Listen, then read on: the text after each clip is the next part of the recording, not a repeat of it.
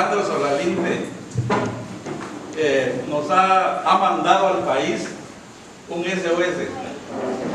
México, nuestro país, creo que se escucha, nuestro país se encuentra ante la última oportunidad, es el último llamado, porque después viene una ola de violencia, ¿sí?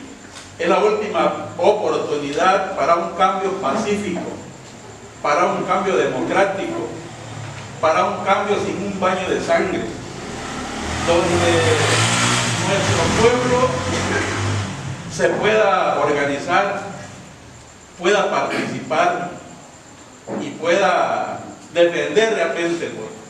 Sabemos de que en México tenemos una dictadura disfrazada de democracia, pero lo hemos permitido, decía el doctor, lo hemos permitido y tenemos que cambiar. En el Congreso de la Unión necesitamos gente con conocimiento, pero también con un nivel de conciencia, que tome en cuenta al pueblo, para que este pueblo sea partícipe en la elaboración también de sus propios programas de desarrollo. Las comunidades sí conocen, pero desafortunadamente creo que hemos caído en el paternalismo. Le ha funcionado al sistema el paternalismo, ¿sí? Ya decimos de que mantener al pueblo de México pobre es un negocio para el gobierno, ¿sí? O sea, de manera a propósito el gobierno, a propósito el sistema, mantiene en la pobreza al pueblo de México, porque es una manera de mantenerlo atado, de mantenerlo ignorante, de mantenerlo comiendo únicamente de lo que les dan, mientras que el campo está abandonado, ¿sí? Antes del Tratado de Libre Comercio, por ejemplo, teníamos que en Villaflores había una gran producción, ¿sí? Pero a través del Tratado de Libre Comercio, estos campos están abandonados y nos dijeron de que era más fácil comprar, y ahorita dependemos de la harina de los Estados Unidos. México era el productor de maíz, ahora depende de los Estados Unidos. Y un país que no garantiza la alimentación de su pueblo es un pueblo esclavizado, es un pueblo dependiente. Y estamos dependiendo en este momento de las potencias extranjeras. Y esas potencias extranjeras se están apropiando de nuestros recursos naturales, ¿sí?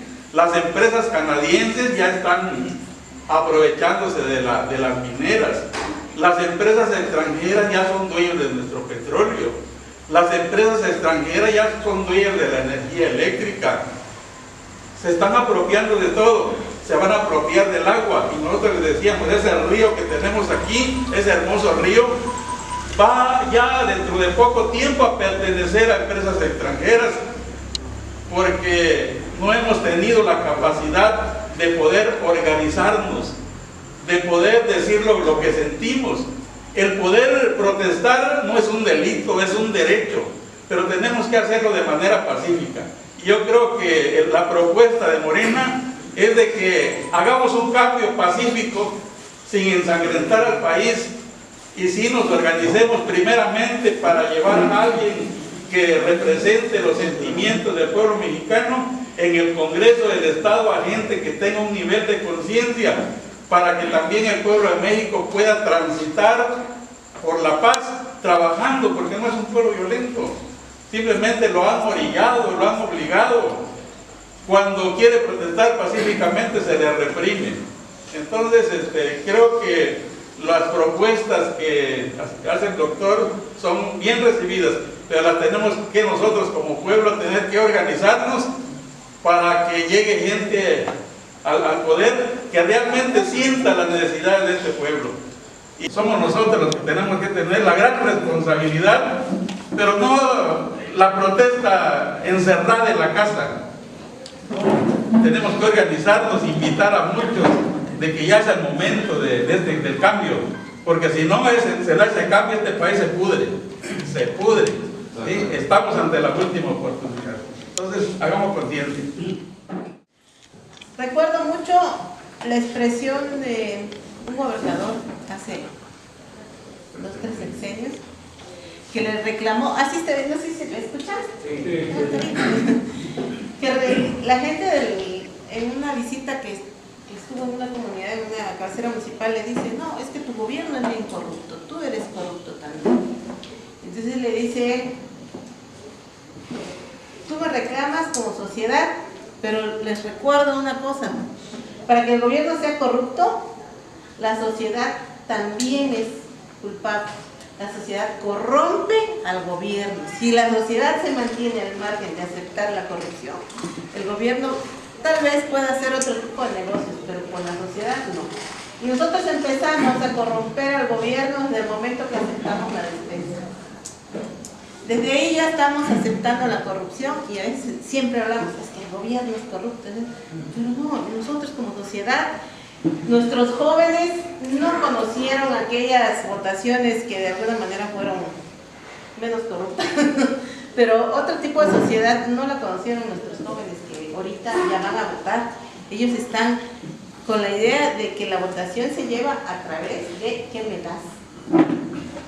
Yo los invito a que inculquemos en nuestros hermanos, en nuestros hijos, en nuestros sobrinos, en nuestros amigos jóvenes, que sí podemos hacer una sociedad menos corrupta. Muchas gracias.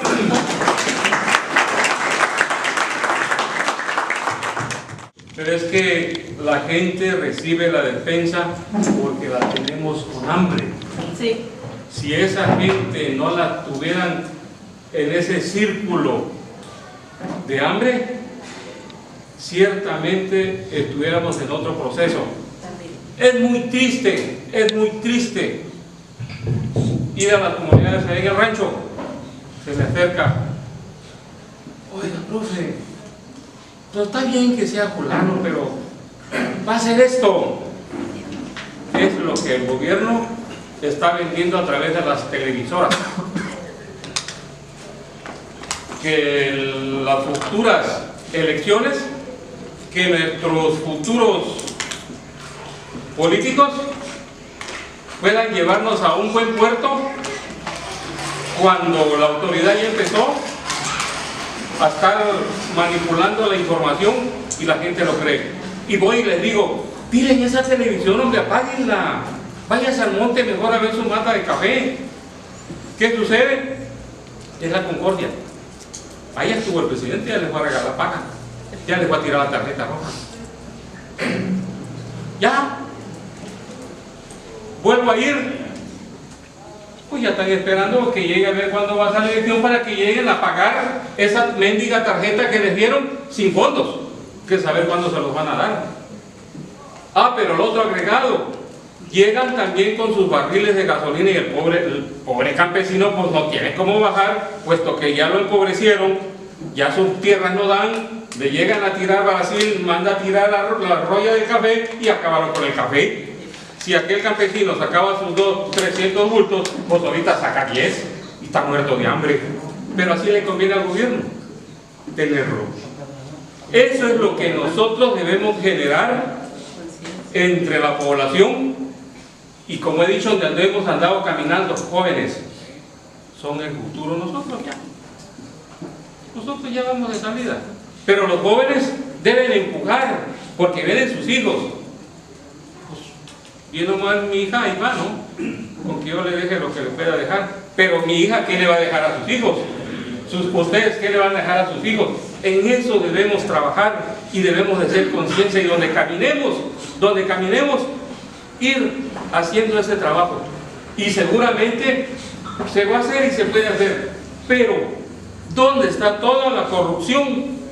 En que a la gente la tenemos con hambre, que están haciendo colas, y como decía el doctor, ciertamente cuando fuimos a Cala, toda la gente corría, todo el mundo iba, y yo le decía, tenga señor, tenemos una invitación, acérquese, mire, muy así, ceñito, esta despensa le va a dar de comer, mire cuánto lleva, 2 días, 3 días, y ¡pum!, va a volver el hambre. O sea, concientizar a las personas de que esto no es el camino, eso es un paliativo que más que paliativo nos tienen en el suelo. Por aquellas personas que realmente sienten la necesidad de un pueblo, de un ejido, de una colonia. No simplemente un círculo ya viciado, una herencia podrida, una herencia maldita, que han compartido el poder. Y el que llega supuestamente de abajo, ahí lo corrompe. Aquí en Chiapa de Corzo tenemos políticos que se han enriquecido. Somos testigos todos que de la noche a la mañana aparecen cada trienio nuevos ricos, con nuevas propiedades, y descaradamente no esperan como antes, cuando yo era niño, hace unos 50 años, esperaban que acabara el trienio y después ya florecían con propiedades. Hoy no. Repito, hoy descaradamente ya están en funciones y están comprando propiedades a diestra y siniestra.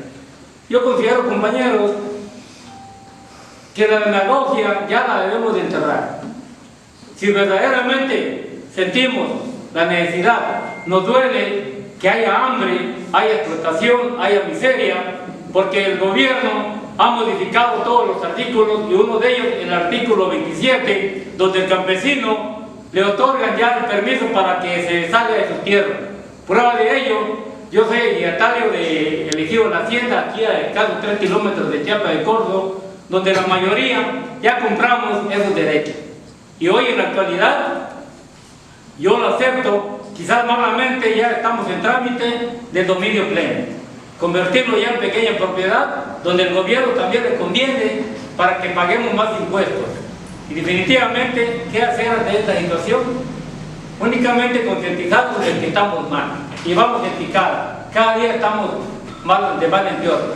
Y yo considero que lo que hoy pretenden un cambio para nuestro México, pues yo considero que está dura la chamba, está duro el trabajo, porque concientizar a una sociedad que ya está acostumbrado que cada trienio, cada sexenio, ya le van a dar cuando menos una alegría de una semana con su despensa, y cuando menos vienen hoy, precisamente hemos sido testigos que la semana anterior corría la gente con sus despensas.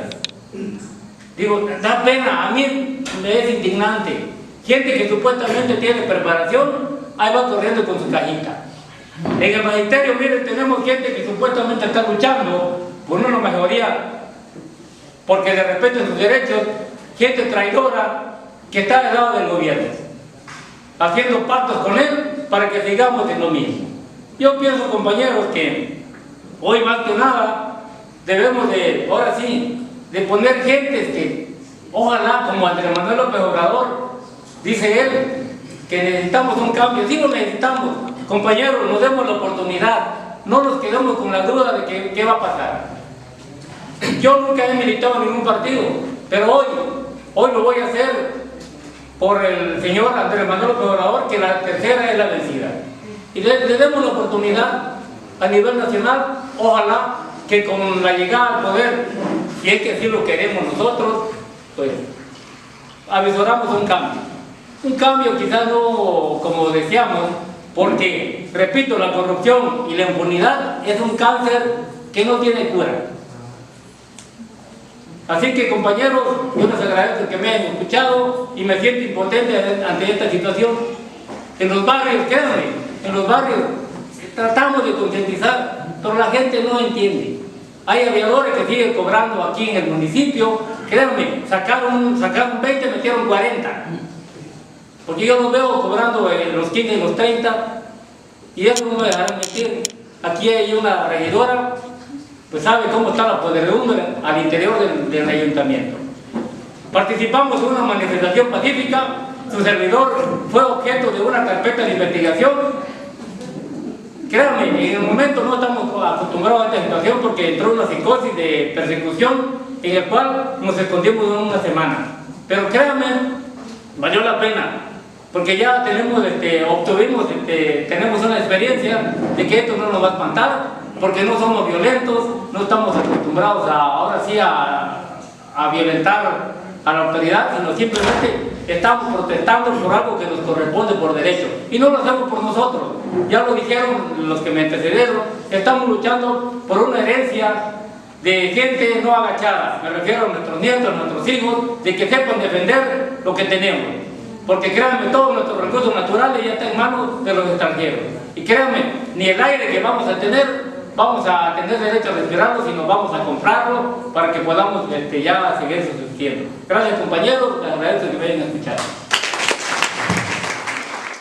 Quisiera felicitar aquí al doctor, al profesor, el valor que se requiere para representar a cierto gremio, que somos pobres en mayoría, pero que nos unimos pocos y nos dejamos arrastrar, ¿sí?, por la miserableza, ¿no? Lo que comentaban las famosas despensas, los apoyos que da el gobierno, y nos compran realmente el voto. Pero me da tristeza porque yo soy originario de La Concordia. Hace 40 años yo era un niño, iba de agricultor con mis padres, y en ese entonces una hectárea de terreno te daba 5 o 6 toneladas de maíz. Y a través de los años fue encareciendo la gasolina, el transporte, y fue disminuyendo el precio del maíz, ¿no? A tal grado que debido a la deforestación, a todo el daño que le hemos hecho a la naturaleza, se empezó a perder el ciclo ecológico, ¿no? Y se vino abajo. Entonces mi comunidad empezó a emigrar, los jóvenes, la gente empezaron a emigrar a los Estados Unidos, y se ve morir el pueblo, pues. Realmente por allí hay un libro, leí de Víctor Hugo, donde habla de la Revolución Francesa, Los Miserables, cómo en aquel entonces la gente logró organizarse para armar la revolución, ¿no? Cuando no existía la tecnología. Cómo lograron comunicarse, cómo lograron organizarse y salir airosos, triunfantes, ¿no? Lograr que se independizaran, se desarrollaran como país. Y ahorita que tenemos la tecnología a la mano, pues no podamos invitar a 2, 3 compañeros de nosotros y multiplicar el gremio, ¿no? En contra de la imposición del gobierno, en contra de la demasiada corrupción, ¿no? Yo soy contador de profesión y me doy cuenta de la carga impositiva referente a los impuestos, ¿no? Casi el 50% se lleva el gobierno y no lo vemos, pues ese dinero no se ve, no tiene resultados idóneos, más bien se lo acaparan, pues los representantes del poder se lo roban, porque ese es el término que se le puede dar, ¿no? Y que lo hemos permitido, ¿no? Hasta cierto punto hemos sido cobardes, el no poder afrontar con la cara levantada por temor, ¿no?, a que te desaparezcan, ¿no? Por eso le aplaudo al doctor, al profesor, que ellos están dando la cara por nosotros, al licenciado López Obrador, ¿no? Qué valor, qué tenacia de este señor, que está de pie, ¿no? Que sigue representando a los pobres, ¿sí? Y de los cuales yo siempre he votado por él, y esta es la tercera, y ojalá lo logremos, ¿no? Ojalá logremos algo concreto, que sea, como decíamos, ¿no?, herencia para nuestros hijos, ¿no? Porque ya mis chamacos están grandes y no quisiera dejarles este legado, ¿no?, de la misma pobreza, la misma situación, el que te compren, el que digan los del poder, ¿no?, que al pueblo con pan y circo lo entretienes, ¿no? Yo siento que tiene que cambiar, tenemos que salir adelante, triunfantes en esta lucha, ¿no? Porque se requiere de valor, y ese es mi punto de vista, ¿no? Gracias. Se llamó Paul Krugman. El libro de Economía Internacional de Paul Krugman fue mi libro de todo un semestre, pues es buenísimo. Llegó a decir que Andrés Manuel López Obrador no es un Chávez, es más bien como un Lula de Brasil. Con esto estoy diciendo que el proyecto de Andrés Manuel no es un proyecto radical, no es un proyecto comunista, no es un experimento comunista, altermundista, no es nada de eso. Incluso hemos tenido pláticas muy cercanas con Andrés Manuel López Obrador, con Rogelio Ramírez de la O, que es un ex compañero mío él trabajaba en el Banco Mundial, como yo trabajaba para IASA en Austria. No, tienen una visión muy clara de hacia dónde debe ir la economía mexicana. En realidad yo lo que les presenté acá son puntos que forman parte de la desagregación, del detalle, de lo que ya también trae el proyecto de nación de Andrés Manuel, ¿sí? Yo tuve la oportunidad de platicar con empresarios de Baja California, de empresarios de California incluso, en el desayuno de los madrugadores en Tijuana, y que son una especie de club de industriales. Y los calmé mucho porque estaban también muy escépticos. Decían, no nos vayan a venezuelizar. No, les digo, mira, no va a haber estatización masiva, no va a haber expropiación de los medios de producción, no va a haber un socialismo ni un comunismo, ¿sí? Entonces empezamos a platicar de qué sería. Sería más parecido a un gobierno como el de Lázaro Cárdenas, ¿sí? Lázaro Cárdenas industrializó a México.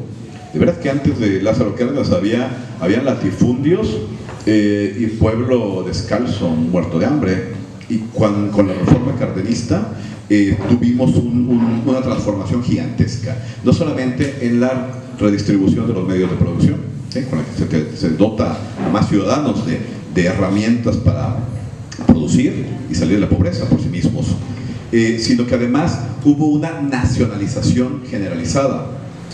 Cuando vemos la tasa de crecimiento económico de México previa al cardenismo, es muy baja, ¿sí? Desde la colonia era un país monoproductor, extractor de oro y plata básicamente, con un régimen esclavista, tasas de crecimiento económica bajísimas. Después del siglo XIX, igual, la economía se vino, la Gran Depresión de los años 30 del siglo XIX, ¿no? Sí, que le tocó a Santana, etcétera. El siglo XIX también fue. El porfiriato, bueno, tuvo altas tasas de extracción de materias primas de extranjeros que se llevaban, pues, igual siguió siendo México un país explotado, ¿sí? En la colonia explotado por España, en el siglo XIX explotado durante la primera mitad por la Iglesia Católica todavía. Juárez le quita a la Iglesia Católica eso y es un desorden del país. Luego el porfiriato es una explotación por extranjeros ingleses y americanos, y Obregón es incapaz de imponerles impuestos a la explotación de petróleo que tenían las grandes compañías extranjeras, en particular la Standard Oil de Rockefeller. Entonces seguíamos siendo un pueblo explotado por extranjeros, ¿sí? Y la tasa de crecimiento económico todo ese periodo es baja, y llega el cardenismo, y al nacionalizar la industria petrolera comienza la tasa de crecimiento a tener un comportamiento inusual. Se viene para arriba, se viene para arriba, se viene para arriba, y se sostuvo durante el resto de los años 40, 50, 60, 70, hasta que comienza México a obedecerle nuevamente ahora a Washington, ¿sí? Y empezamos a ceder nuevamente el petróleo, ¿sí? Entonces es tema para otra conferencia incluso, porque es muy complejo. Y entonces, en la medida que hemos ido progresivamente entregando nuestra propiedad y posesión de la industria petrolera, la economía mexicana se ha vuelto a venir abajo, ¿sí? Y la cúspide, el punto, el clímax de esta entrega de recursos fue la reforma energética. Y en este momento yo les puedo decir que la economía mexicana, a como están las condiciones actuales, no tiene un buen futuro. Realmente vamos hacia la profundización de la crisis o la profundización del empobrecimiento. Tenemos que cambiarlo, ¿sí? Recuperar la propiedad de la nación sobre los grandes recursos de la nación. Entonces, ese es un gran paso que tenemos que dar, y esto es parte de la agenda que tiene Morena, ¿sí? Entonces, yo sí los invito a que votemos por Morena, abiertamente se los digo. Podremos, no nos pueden gustar algunos detalles de Morena, ¿verdad? Pues no nos va a gustar todo de nada, ¿verdad? Siempre nos va, hasta de la mujer más bonita o del hombre más guapo, ¿no? Siempre va a haber algo que no te gusta. Entonces, de Morena de seguro tenemos nuestra listita personal, ¿verdad? Todos tenemos una listita de cosas que no nos gustan, pero en general es bueno. Alguien ha hablado muy mal de a una persona que acaban de designar recientemente dentro de Morena para un cargo que no voy a mencionar ni quién es ni qué cargo, y yo nada más les digo, tomen en cuenta que tal vez no es la persona ideal, pero al menos no es un asesino, no es un narco, ¿sí? Entonces, Morena puede tener algunos errores, pero en lo fundamental vamos por un gran proyecto, y yo sí llamo a la unidad, a la cohesión, y a que nos sigamos estructurando todos, el pueblo, ¿sí? Y ya después los detalles los vamos discutiendo, que para eso es un partido vivo, para que haya discusión, crítica, corrección de errores, y en general, bueno, yo creo que vienen cosas muy buenas, nos va a ir muy bien, tanto nos sigamos manteniendo como estamos hasta ahora. Muchas gracias nuevamente y muy buenas noches. Gracias.